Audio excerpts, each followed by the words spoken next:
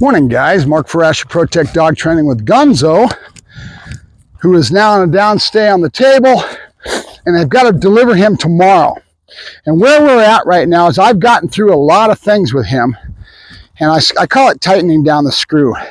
So we slowly show him what's going on and teach and do the things we got to do to balance out the dog and work on the problems that we've got, individual problems. Every dog is a different dog.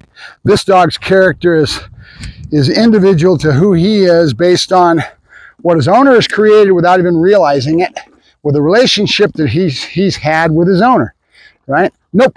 Good. So that being the case, nope. Good. Nope. He pushed it off the table again, you little shit. We've now got all that kind of balanced out. He's doing very well with me.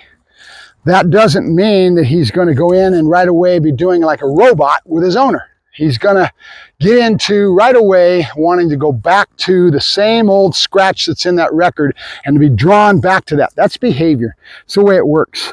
And when his owner hits the voice tone, he's happy to see his owner, he's going to go to an emotional state of mind that's from the old school, from where he was at when she first took him. And that being the case, the most important part at this next stage is all going to be about the owner. And I keep doing all these videos and I'm yakking about this subject because one, it's a good one for you guys to learn and grow with as far as me dealing with the dog and the owner, which is the most critical part, is the owner. Because in the end, it's about your relationship with that dog and what I term relationship dynamic. And that's all about your relationship with the dog and how adept you are at being able to fulfill this dog's psychological needs and how we treat him and what we do with him. Now, I've established that over the last month, and you slowly tighten down the screw. So I'm working on the mouthing problem real heavy. See how he wants to put mouth on teeth all the time? Good boy, good. You're right. No. Good. This comes from a previous relationship dynamic with his owner where he started doing this as a puppy and she didn't nip it in the bud. She went out to some of the corporate pet store quality training, which is all just kind of an introduction to marker training, and it's all purely positive. There is no aversive involved with it at all. And a lot of times these trainers they read this little, and I know what they do because I went through that whole thing. No. Good. To find out how they established a market and what they did with it, I did it on purpose. I went in and worked for them. I ended up losing my unemployment because of it, because I got the job with them, and I worked my way through it because I wanted to see what they did to educate and to get their training platform in their corporate environment. And I found out one thing is that they're purely positive. They don't believe in any negative, and that's because of liability. So they avoid that whole liability issue by not having any aversive at all. And they only do things with cookies and with food, okay? And then their trainers that are in there did the same thing I did. Read a book, 3 or 4 weeks, and boom, poof, I'm a trainer, and now I'm educating people how to work their dogs. And you're learning on the customer's dime, just like I'm always talking about with these kids that hang out a shingle. There's really not much difference. They're getting their experience through the store, but they're only one-dimensional because they're only in one quadrant, okay? We have something called operant conditioning that has 4 quadrants. And in my world, I use everything I've got to communicate with an animal, and I use all 4 quadrants, which means I mix in aversive along with my purely positive, not purely positive, but my food, my motivational tools, right? And my motivation in drive with the toys and with all the food and all that kind of thing, I mix that in with a healthy relationship dynamic based on a certain amount of dominance. When I say the word dominance, it doesn't have to be abusive. People always want to go to this negative thing of dominance means you got to do alpha roles and you got to be, no. Dominance can be done in a lot of different ways. And that's what this dog needs now. He needs basically having certain rules, that these are the rules and they're going to stay that way. And this is the way we work. Look at them. Dogs are dogs. Nope. Nope. No. Down. Good. That's dominance. You hear my voice tone. You hear me asking him to do something. I didn't have to beat the dog up, but my attitude went to one of saying, this is what I expect of you, and you're not allowed to broach that. And if you do, we're going to drive through it, and we're going to make sure you understand that I'm the boss. But that relationship dynamic with her, with the owner, is going to be hard because he only has one way of viewing her. And that's from the old, and he's going to try to go right back to that same behavior. And that's the whole thing with behavior. when you're talking about certain things as far as the draw of behavior and habits and persistent way of teaching him, that's the way his brain thinks. That's the way he goes to emotionally with her. And that's what we've got to do. Now it's all up to the, nope, good, good, to the owner to make sure she does the right things and doesn't let him slide back into that old behavior pattern that he's going to want to draw back to. And that's the hard work, because now she's got to change her way of thinking and to create a different relationship dynamic with this dog based on consistency, pattern, routine. Everything has to be. And we talk about structure all the time. And I have another trainer that I have a lot of respect for that deals with a lot of aggressive dogs, and he's pretty well known. He's written a couple books, Sean O'Shea. And his whole mental attitude and how he verbalizes things, how he has a certain perspective is totally different than any other trainer out there. It's because he did his own thing and learned and grew without being around the community of dog trainers. So he never had that influence on him, and he's come up with his own verbiage and his own ways of looking things, but he's totally right on. It's about relationship dynamic with the owner that causes 90% of the problems that he has to deal with. And he's dealing with pretty severe cases where there's one step away from being put down and he's the last hope. A lot of people will go to him in that regards because he has a whole system based around that. And that's admirable. I don't think I'd want to live in that world every day and not having really any good enjoyment with my dog past that, but that's the only thing he knows. He's built that out of his own personality and what he's created in his business. So it's very, get up there. No. Good. Wants to slouch so bad. So this is the next stage we're going to, is dealing with the owner and trying to get her to create that structure, to get that whole dynamic that's going to give her the time she needs to learn and grow and to change her behavior patterns that make a difference in this dog. Right? How does she emotionally deal with something when he starts mouthing, and does she protest, knock it off, quit, you know, that kind of thing? Or does she assertive and calm and assertive? And this is just the way it is, right? So I've got to slowly but surely educate her on how to act and how to treat this dog properly so that she can get to that next stage, which is what happens. The dog will go home and it'll be here. She'll start and she'll be going, oh my God, it's so great. And I call it the honeymoon period, right? And then the behavior will start to slide and it'll go in based on how that dog views her and her relationship dynamic with this dog. And then hopefully if she's doing the right thing and she's trying real hard, she's going to have to struggle in the beginning. She's going to have to work real hard to be very consistent. And then she's going to say, why isn't the dog doing this? Then, you know, etc. The dog is reading her constantly. She has to be consistent. She has to be willing to drive through, meaning consistency and pattern and routine, and not broaching. The rules are the rules, right? And then once she gets through the other side, the dog will let it go and start to relax and start to fall into what she expects of it. And then their relationship dynamic will grow together. That's the goal. You want them to grow together. So now you have a very good handler, good owner that knows how to understands the relationship dynamic with this dog and starts to grow her skill level and get better and better. And now she can reach the same areas that you see Oscar Moore and all his sport dog people, and you see those dogs doing that fancy stuff. It's because they have a good relationship dynamic with their dog. And they've done it from day one. So my goal is to try to get the owner to that state of mind so they're willing to struggle, work hard to get to that point. And now everything becomes easy. And now life is a joy because there's nothing like a good dog, right? A dog that works for you and you can get the dog doing what you need it to do. And it fulfills that relationship dynamic of protecting home and family. And you have that. There's nothing else like it. There really isn't.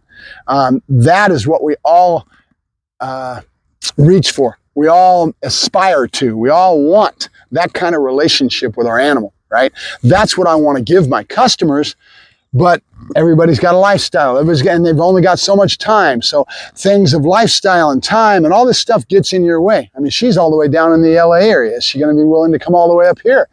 The trainer that contracted me, that actually this is his customer, I've done the meat of the work, but now he's going to have to take over the account and do the rest of it to educate her and teach her. How good of a teacher is he? All these things. It's not my problem after this, other than doing my go home meeting and giving her a good demo and showing her and trying to educate her. And that's going to be all up to her in trying to make sure she follows through and gets her money worth, because it's not cheap. I'm not going to say I'm the world's most expensive dog trainer, but everybody's charging different prices down there, and I really don't know what his base price is. I know what mine is in relationship to him contracting me to do the work. Nope. But that's none of my business, right? My business is my relationship with him and giving him my value of what I give in my services, right? So, all right, so that's enough said in regards to that.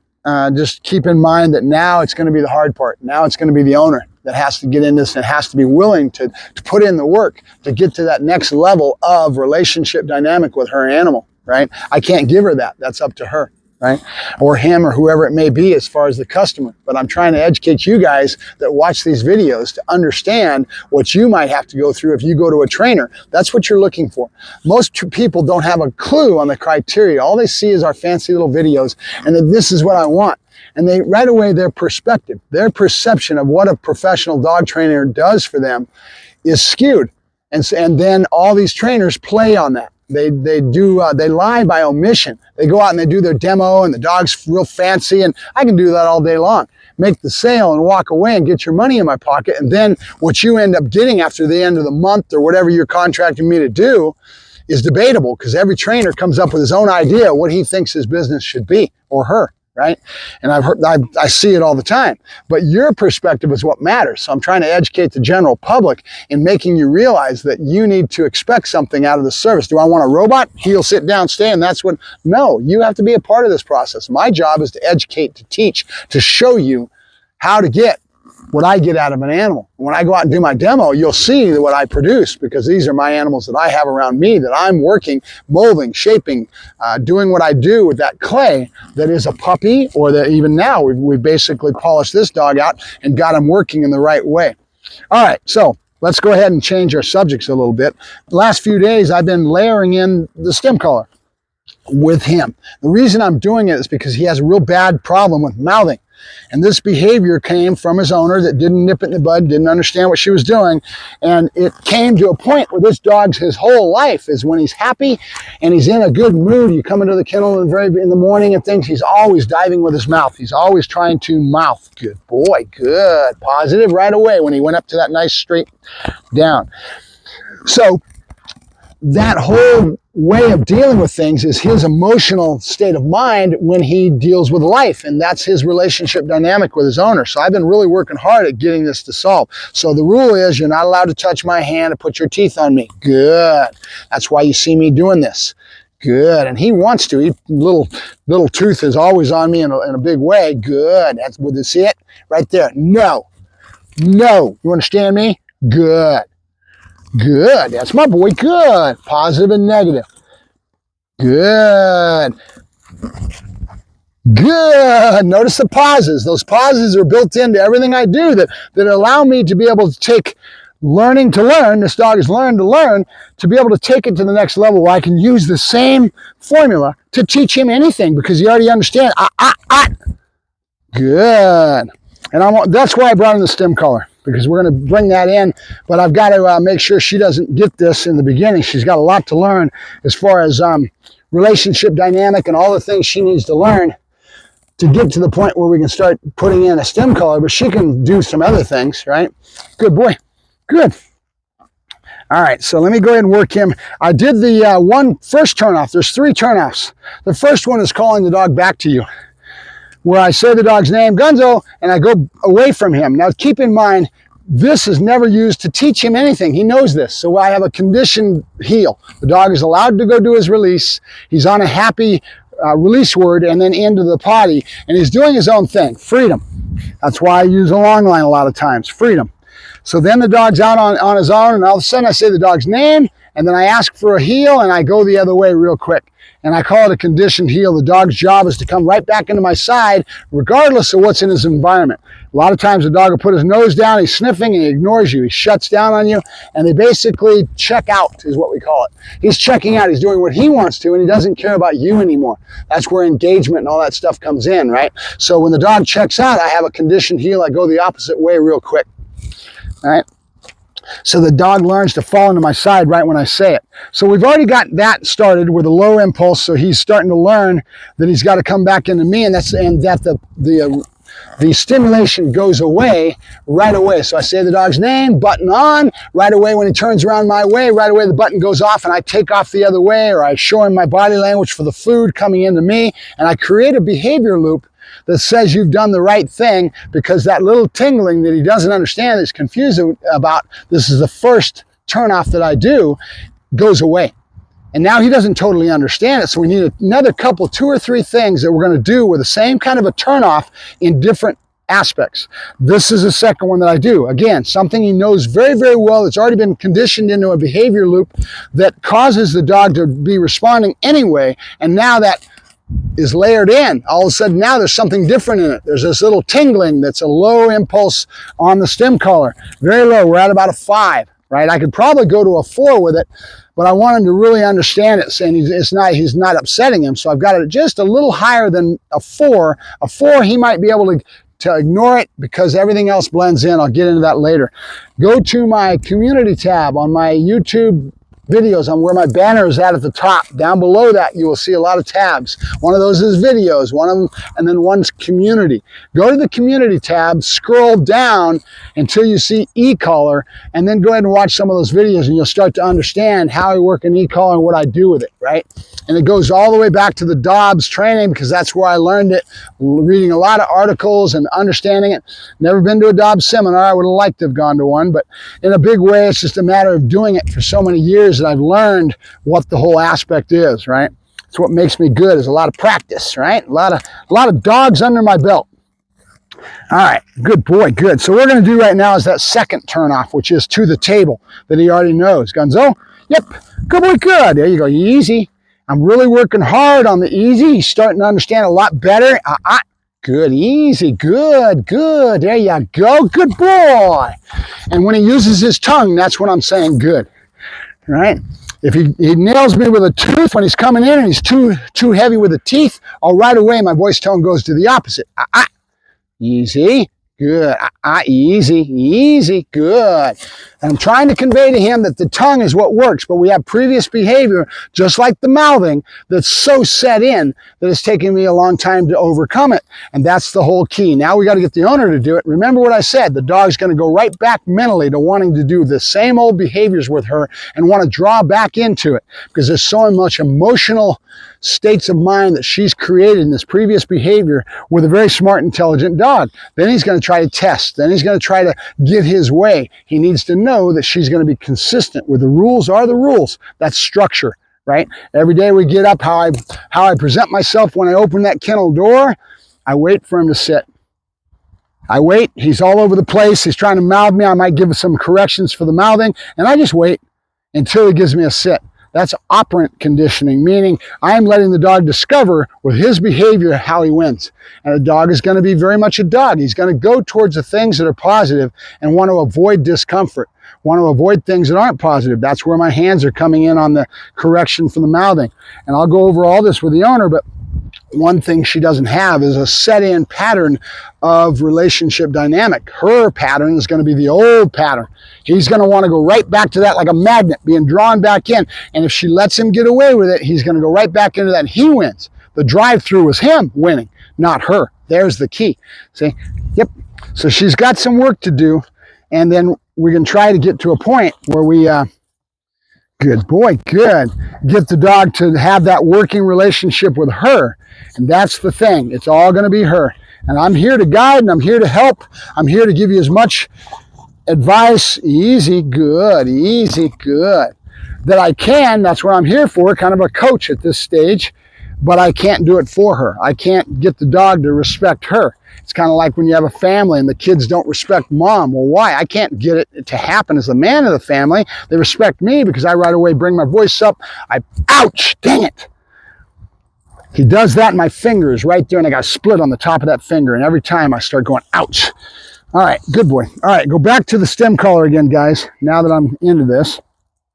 I've got it on about a 5. What I'm going to do is I'm going to ask him with the commands he already knows, and I'm going to hit the button right when I say the word hup, which is to go up on the table, with my body language. As soon as he touches that table, I'm going to let go of that button. So it's kind of like a hot cold, right? He'll feel the tingly. It's very low impulse, and as soon as he touches it, it's going to go away. he's going to learn real fast what gets him the win, what gets him to be away from that little tingle. Does it have to be to a level that's going to hurt him? No. It just has to be a level that's a signal that he feels, right? That's the key. That's why we always say we don't teach him anything.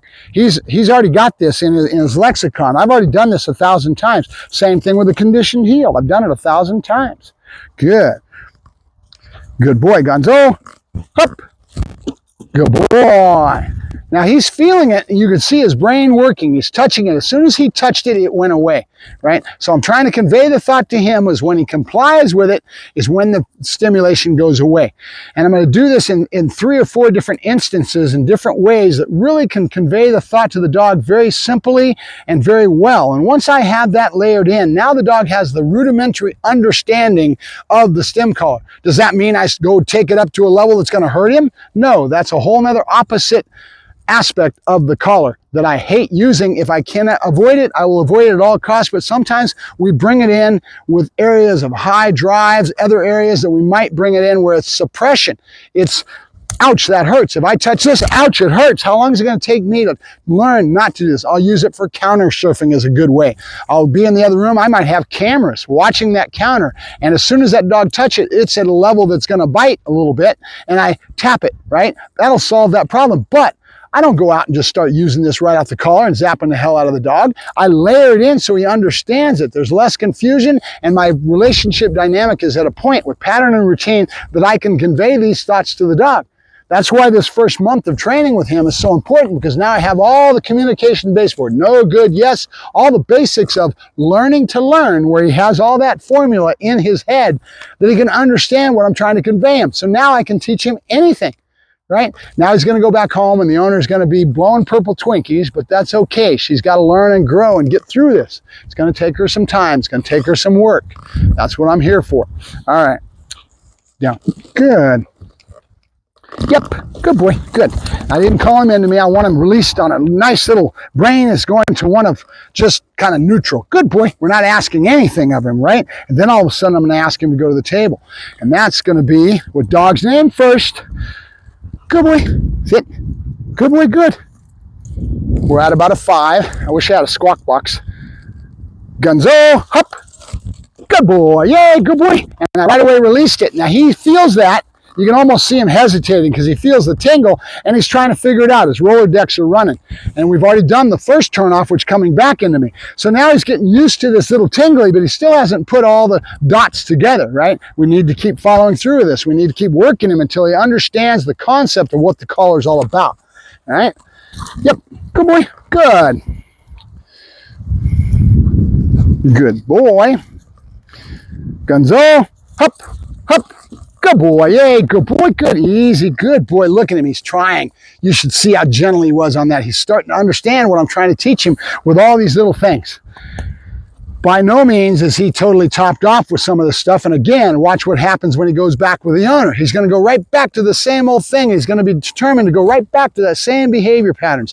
That's why dealing with a dog like this is so hard, because it's not just the dog, it's the owner. If we're going to accomplish it, the owner has to help with the work until their relationship dynamic gets to a point where it's not, the dog's behavior is not dropping, and now she catches it, and now they build together, right? It takes time, right? Yep.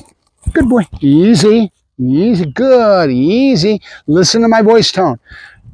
To the owner, when you watch this video, keep in mind, you want to be a parrot.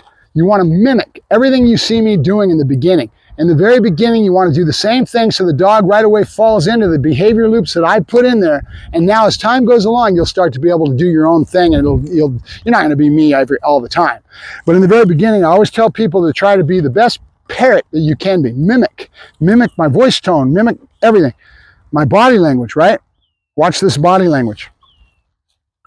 See, right away, when I did this and I brought it back and I moved backwards, he knows what that means. Dogs pick up on everything. Body language, voice tone, all of it. And I use everything. I don't just not use my voice like a lot of trainers want you not to chatter. Now, if I was working with law enforcement and doing some of the advanced scent work and all that, I would really have to fight hard Probably have to put a stem collar on my neck and have people tapping it to change my behavior, because I'm going to fall right back into it and I'm going to be chattering when I don't want to chatter. That's something I've always thought about. I need to really work hard if I ever get easy, easy. Good, easy, good, easy. Good boy, easy. That's my boy, easy. Keep your hand there. Don't jerk it away. I know it's hard. It hurts sometimes because he's going to come in heavy. Easy. I'll go over this all with the owner. Good. Good boy. Off. Good. There you go. Good boy. Here, all my voice tones are working with him. He hears that. Good. He hears it. No. Easy. Easy. Good. Good boy. Good. That's my boy. He's trying. He's trying. Yeah. Good boy. Gunzo. Hup. Good boy. Hup, hup, hup. Now what I did is I let go of the button before he was all the way up. And you see him stop? Because he felt it go away, and his roller decks are trying to process this. This is the new one. The first time we've done this one. We did the coming back into me, but we haven't done this one. So now what I need to do is I need to ask him to go all the way up before I let go of the button. We're out of 5. Gunzo. Hup. Hup. Good boy. Good. Easy. Easy. Good. I need to take the food out of it so his brain is more on what I want to do. Yep. Good boy. All right, one more time. Patterns of 2s and 3s with everything we do. And then we'll bounce to something else, and then we'll come right back to this pattern that we're working on here. Good boy. Good. Gunzo. Hup. Button goes away when he gets to right there. When he touches it, hot and cold, right when he gets his full body on it, because I noticed that he was stopping. His roller decks are going. He still feels it. He's trying to process this new thought that I'm trying to convey to him on what I want, right? Yep, good boy. All right, that's pretty much it, guys. I did a lot of yakking on this video, so I'm going to go ahead and cut off, but we're working him into layering in the collar. A lot of this was for the owner so she could start to understand what I'm trying to convey to her when we start the lesson, right? I'm going to do a go-home lesson, and then he goes back, and then she's probably going to be working with the other trainer, and hopefully he's a good enough teacher to convey some of this to her. We're going to find out with time. Good boy. I'm going to do this one more time. Gunzo, hup. Good boy. There you go. Good boy. Good. There you go. Right when it touched, boom. Right away the button went away. A lot of high praise from me, and he starts to learn where the answer's at. Where's the answer, right? Come here. Good boy. You guys don't feel it. I do. He's sitting there wanting to do the mouthing so bad, but he's learning now. He's understanding what I don't want him to do, and he's trying. I'm really happy with his progress. We're going to head downtown, and we're going to go with a consultation. Good. With a consultation with an owner that I'm going to be talking to this morning with their dog and seeing what their dog's all about. And then we're going to go to Home Depot and to Tractor Supply and top him off. He's got one more day. He goes home tomorrow. Gonzo. Yep. Good boy. Good. No. Good. Good boy. All right. Mark Ferrasci, Protect Dog Training, and Gunzo. Gunzo. Hup. Good boy. Gunzo. Down. Nope, you're not fast enough, son, but we'll work on speed another time. But I just want to put him on a down so that I can leave and shut off that camera. All right, Mark Ferrasci, Protect Dog Training, signing off. Have a good day, guys.